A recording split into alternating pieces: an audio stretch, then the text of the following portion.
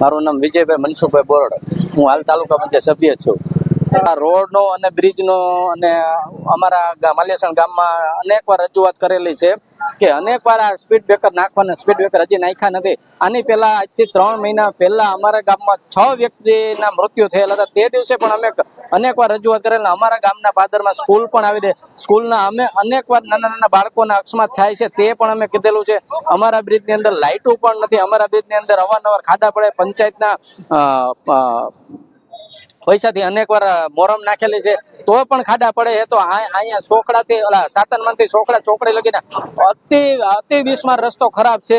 તો તેને પણ અમે આજના માટે રજૂઆત કરવા અને આ રસ્તો જો તાત્કાલિક ધોરણે નહીં થાય તો અમે ઉગ્ર આંદોલન કરવાની પણ ચીમકી ઉછાળી છે અને આપવાના છીએ પણ. પેલા ઓછામાં ઓછો 1 થી 1.5 કિલોમીટર રસ્તો છે, પણ 1 થી 1.5 કિલોમીટર કાપતા ઓછામાં ઓછું 15 થી 20 મિનિટ, 20 થી 25 મિનિટ લાગે છે અને અવારનવાર અકસ્માતની રજૂઆત પડે છે.